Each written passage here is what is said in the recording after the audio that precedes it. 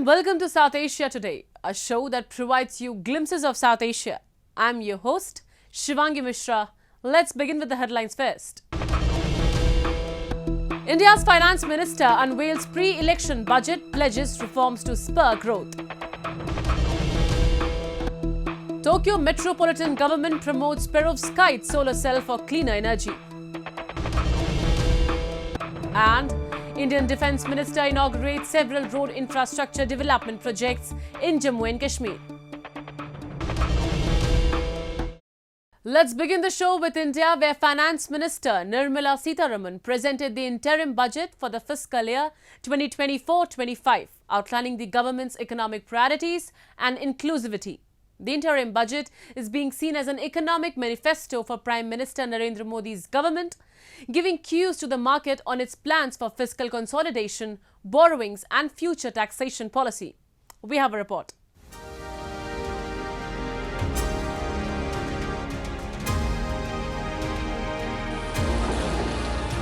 Honorable Speaker, I present the interim budget for 24-25.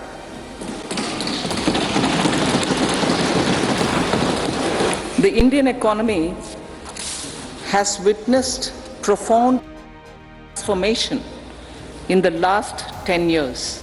Amid wide speculations, expectations and government mantra to Sabka Saath, Sabka Vikas and Sabka Vishwas, Indian Finance Minister Nirmala Sitharaman presented the interim budget for the fiscal year 2024-25. While presenting a future-oriented budget, Sitharaman announced that her government will launch a scheme to help deserving sections of the middle class living in rented houses and unauthorized colonies to buy or build their own houses.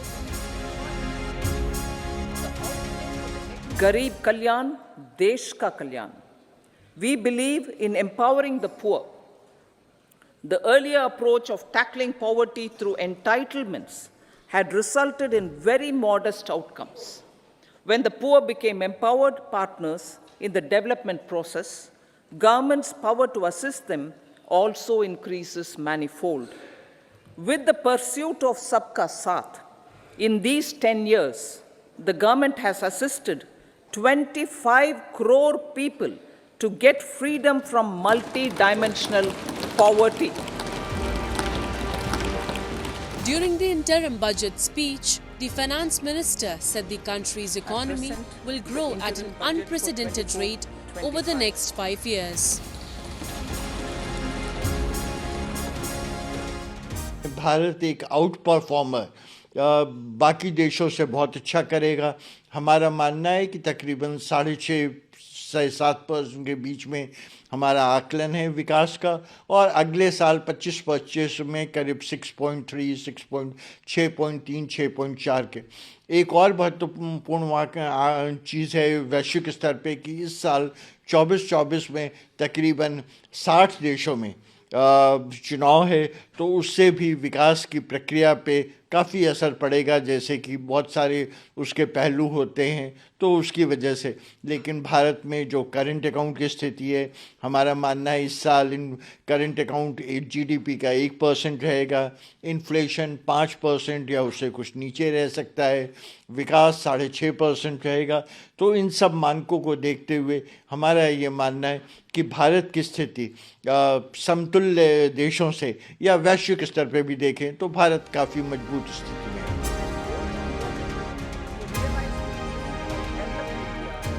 Sitharaman also announced that India will undertake infrastructure and port connectivity projects in its islands, including Lakshadweep, to address the emerging fervour for domestic tourism. Increasing the budget estimate for the tourism industry by over 2% from the last budget, the minister said the states will be encouraged to take up comprehensive development of iconic tourist centres, branding and marketing them at a global scale, and the central government will provide long-term interest-free loans to the states for financing this development. To address the emerging fervour for domestic tourism, Honorable Speaker, sir, projects for port connectivity, tourism infrastructure, and amenities will be taken up on our islands, including Lakshadweep. Indian Prime Minister Narendra Modi admired the interim budget while calling it inclusive and innovative. He said the full budget focused on youth, women, farmers and the poor. ये budget inclusive और innovative budget है। इस budget में continuity का confidence है। ये budget विकसित भारत के 4 स्तंभ युवा, गरीब, महिला और किसान सभी को एम्पावर करेगा।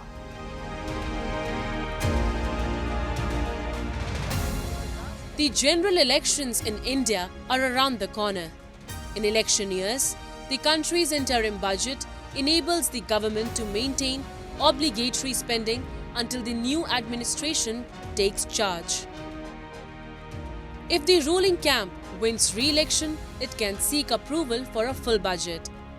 Conversely, a new leadership would be allowed to change the interim budget or completely scrap it in its favor of its own plan.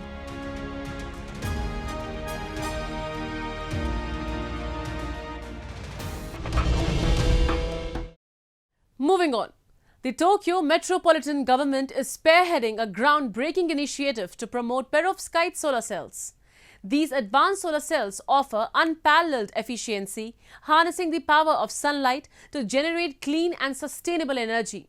On the other side, we bring you an exciting event that recently unfolded in the capital city, Tokyo, the World Sushi Cup Championship. During the event, world's top sushi chefs gathered to showcase their skills and creativity in this prestigious competition. Have a look. Tokyo Metropolitan Government is spearheading decarbonization activity at Morigasaki Water Reclamation Center in Ota District, Tokyo.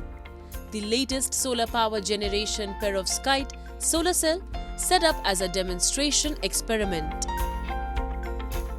Perovskite solar cell is a Japanese original technology, and about 30% of the world's production of iodine, the main material, is produced in Japan. ペロブスカイト太陽電池なんですけれども、こちらはこれまでの従来型のシリコン太陽電池と比較しまして、非常に薄くて軽いという特徴を持っています。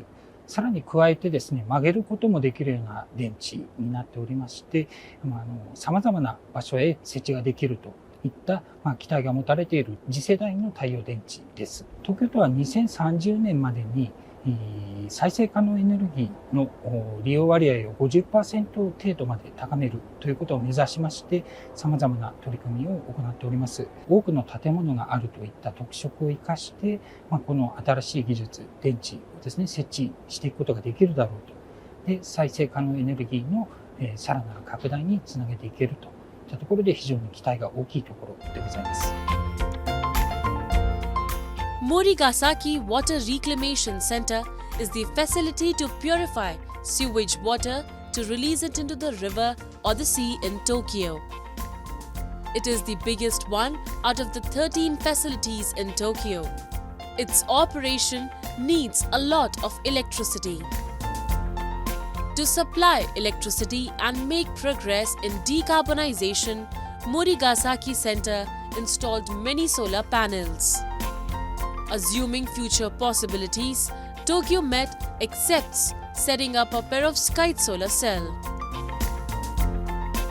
森ヶ崎再生センター東施設ではですね、4000枚を超える数の太陽光パネルを設置しておりまして、年間100万キロワット時を超える発電量を持っています。ペロブスカイト太陽電池に関しましては、検証中という段階でございますので、今後も引き続きその検証を続けていくとともに、下水道事業としましても、再生可能エネルギーの活用については、引き続き取り組んでいきたいと思っております。Tokyo Metropolitan Government aims to create a clean, comfortable and sustainable city. it is walking forward at a steady pace.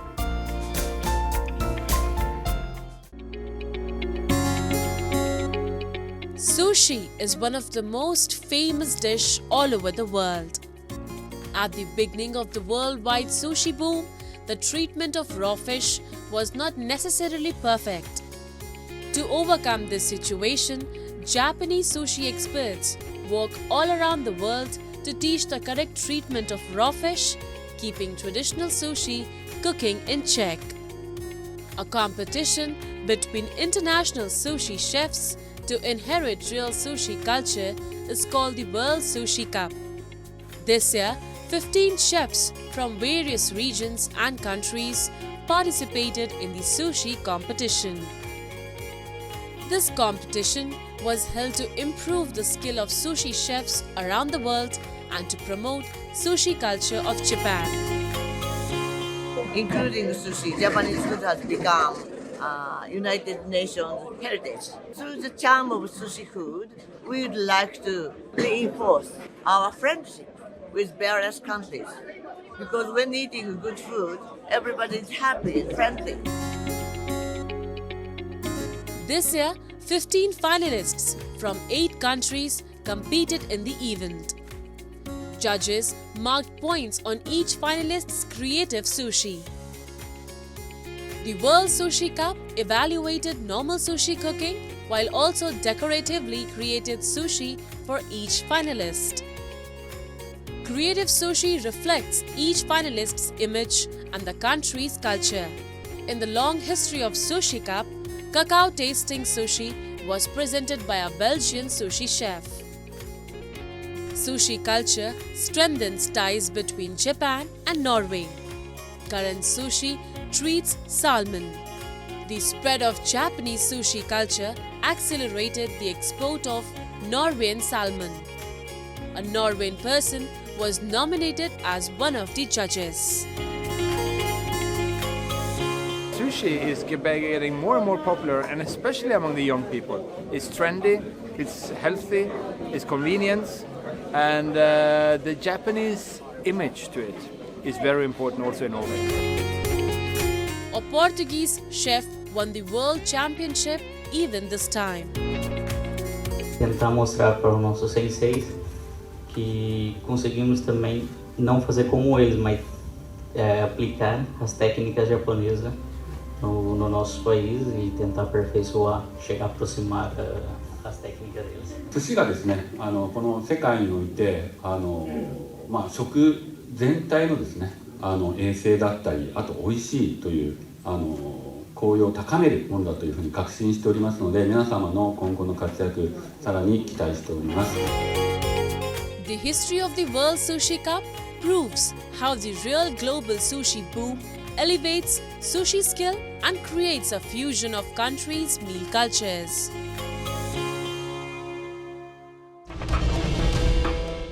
Now we take a look at some happenings in Asia in a segment called Asia Watch.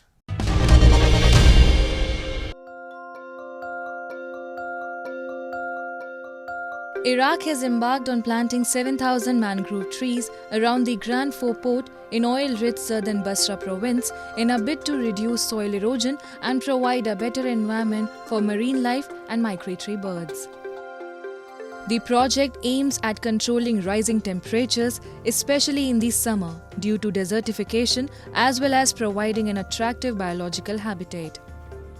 Mangrove trees have been proven to raise the percentage of oxygen twice as much as regular trees. Mangrove trees also protect the coast from erosion and have a high tolerance for salinity, the agricultural director of the project. Further expansion to the project in its second phase will aim to plant trees along the Shatt al-Arab coast.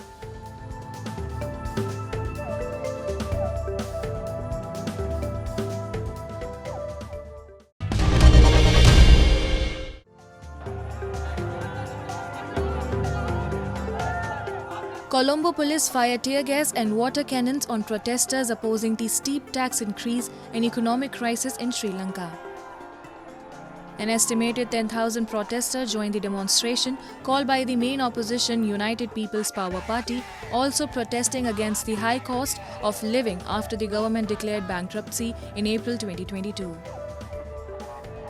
Sri Lankan's opposition leader Sajith Premadasa joined the protesters and blasted the government for imposing the most inhuman pressure on the people and pushing 22 million people into starving. The island nation is facing a dire economic crisis while it prepares for presidential elections later this year. Also on Tuesday, Sri Lanka's central bank kept interest rates steady in line with market expectations, foregoing a rate cut as a new tax threatened upward pressure on expenses and fueled concerns about inflation. At the start of 2024, the island nation raised its value-added tax to 18% from 15% to meet revenue targets under the 4-year $2.9 billion IMF program.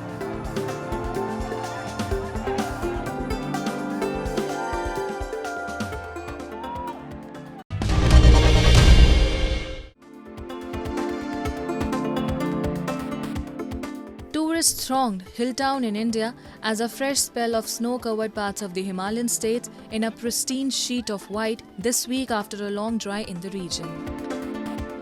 Tourists in northern Himachal Pradesh were seen engaging in outdoor winter activities such as snow fighting, pony riding and many more as business owners in the region welcomed crowds after a lull season. Indian Meteorological Department has forecast better precipitation over the western Himalayan region and the adjoining plains until next week, with peak intensity on Wednesday and Thursday. No snow until mid-January is an unusual phenomenon for locals and tourists alike. Hence, the first proper snowfall was welcomed by visibly elated crowds.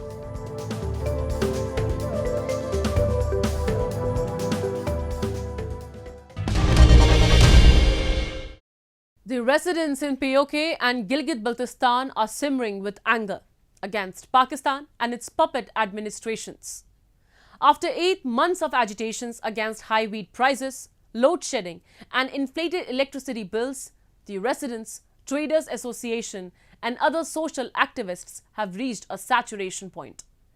Issuing a stern warning to Islamabad, the chairman of Tehreek-e-Ittifaq-e-Rai, Amjad Ayub Mirza, has announced to form a government in exile if the demands of POK and Gilgit-Baltistan were not fulfilled by 5th of February or Kashmir Solidarity Day, a sham solidarity Pakistan has been purporting for last 7 decades. We have a report. After almost 8 months of continuous protests against Pakistan and its stooge administration, the residents of POK and Gilgit-Baltistan have come to a saturation point. No respite from the government in wheat prices, electricity bills and host of other issues has led the locals and leaders to plan a massive uprising against Pakistan on 5th of February. The 5th of February happens to be Kashmir Solidarity Day in POK, Gilgit-Baltistan and Pakistan. As per locals, it is a sham solidarity Pakistan has been purporting for over 7 decades. The chairman of Jammu Kashmir Tehreek-e-Ittifaq-e-Rai, Dr. Amjad Ayub Mirza, has announced if the demands of the people of POK and Gilgit-Baltistan are not met by February 5th, then the political exiles living abroad will consider forming a national government of POK in exile. Pakistani occupied Jammu Kashmir has been a colony of Pakistan for the past 76 years, but we are not going to remain silent, and we declare that if by the 5th of February our demands, the demands of the people are not met, then they will leave us with no choice but to form a government in exile of POJK and Gilgit-Baltistan. Nearly 8 months have passed since locals have been holding regular protests against inflated electricity bills, load shedding and high wheat prices. The government has provided no subsidies on wheat and other essentials even after regular condemnation of its policies by the Residents, Traders Association, activists and other social groups. The China-Pakistan Economic Corridor or CPEC is a stark manifestation of Pakistan's sinister design in Gilgit-Baltistan and POK. On the name of progress and infrastructural growth of the region, swathes of agricultural lands and forests were illegally acquired from the residents. The hydroelectric plants established in Gilgit-Baltistan and POK as a part of CPEC project could be seen as the region's infrastructural growth, but in reality, all these projects are utilized by Pakistan to fulfill its own energy needs. The illegally occupied regions of Gilgit-Baltistan and POK, despite producing surplus electricity, face regular power cuts and 18-20 hours of load shedding. In addition, the CPEC has disturbed the ecological balance in the region, causing landslides and floods almost every year.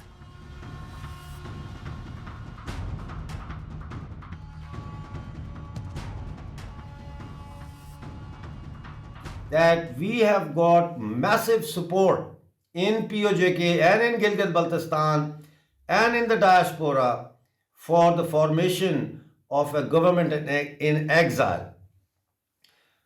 Pakistan has destroyed the ecology of Gilgit-Baltistan and also of Pakistani occupied Jammu Kashmir. In Pakistani occupied Gilgit-Baltistan, the construction that is going on in the name of progress called CPAC has destroyed massive pastures and lands that were vital for the ecological system of that region. Diversion of rivers in Pakistani occupied Jammu Kashmir and vast deforestation of our lands has caused massive ecological disasters in our region. Earthquakes, landslides have become the norm. The infrastructure is so bad that it cannot cope once there is a landslide or there is an earthquake. The activists and leaders claim they have gathered a large support even in the small pockets of Gilgit-Baltistan and POK. Under no circumstances, the uprising against Pakistan seems to subside. The 5th of February has been set as a deadline. Islamabad and its stooge administrations in POK and Gilgit-Baltistan, if fail to fulfill the demands of the resented public, their Sham Kashmir Solidarity Day could turn into a complete disaster.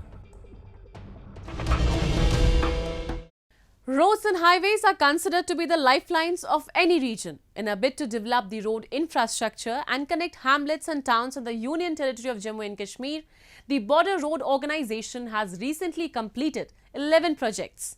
The Defence Minister Rajnath Singh inaugurated 2 bridges in Aknoor sector, 4 bridges in Rajouri and several other road infrastructural development projects in the Union Territory through video conferencing. We have a report. The roads and bridges are the symbols of development, prosperity and growth for any region. In line with its efforts to connect each and every village of Jammu and Kashmir and bring prosperity, the Government of India has kept road infrastructure development as its chief priority. A few weeks ago, the Border Road Organization, an entity under the Ministry of Defence, completed 11 road infrastructure development projects in the Union Territory. As a part of road infrastructure, 2 bridges in Aknoor sector and 4 bridges in Rajouri were inaugurated by the Defence Minister Rajnath Singh through an online video conferencing event. 2 bridge हैं, जो अखनूर का एक bridge है और दूसरा ये कन्ना नाला ब्रिज है, जो अखनूर के बॉर्डर के साथ लगे इलाके में ये ब्रिज है। तो काफ़ी सारी परेशानियों का सामना करना पड़ता था। तो एमरजेंसी के दौरान जैसे कोई स्नेक बाइट हो या डिलीवरी केस हो, तो यहाँ पे हम क्रॉस नहीं कर पाते थे। तो 4-5 घंटे का जो समय लगता था, सुंदरबनी से होकर अखनूर जाना पड़ता था। तो इस ब्रिज से कम इतना तो है कि हम 1-1.5 घंटे में अखनूर पहुँच सकते हैं। The 2 bridges, Kanha in Jogwan village and Kargi in Mawa Karora area in Aknoor sector, have relieved the general public from problems they used to face while commuting. The residents were thankful to the government and the Border Road Organization or BRO for the construction of the bridges. The bridges would save a lot more of their time during commute.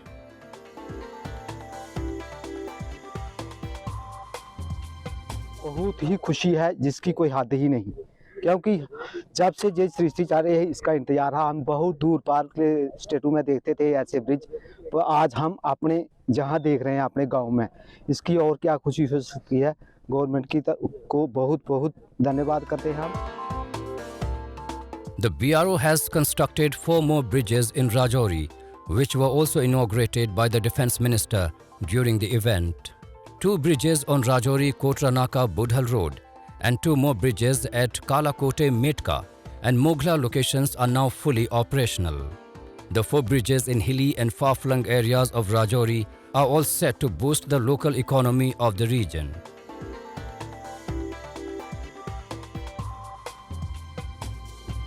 ये बात बहुत खुशी की है, because एक इलाके की development के लिए, उसके सोशल इकोनॉमिक ग्रोथ के लिए रोड्स और ब्रिजेस का बनना बहुत ज़रूरी है। जहाँ पे रोड्स और ब्रिजेस होंगे वहीं डेवलपमेंट जो है उतनी ही तेज़ी से होगी। तो आज ये राजौरी कंडी बुद्धल का जो हमारा एक बहुत ही महत्वपूर्ण रोड है, बिकॉज़ ये रोड जो है वो काफ़ी दूर दराजे इलाके को जोड़ता है, राजौरी के इम्पॉर्टेंट टाउन को। तो आज ये जो आरकेबी रोड है उसका डबल लेन आज इन दोनों ब्रिजेस के उद्घाटन से ये पूरा हुआ है। There are multiple benefits of improving the road infrastructure in the region. For the general public, the projects are nothing less than a boon. The unmatched pace of infrastructural growth in the region and schemes directed towards the common man have brought progress to Jammu and Kashmir on all fronts.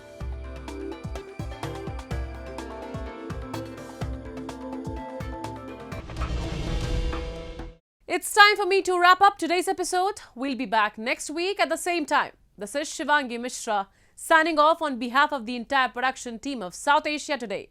Goodbye and take care.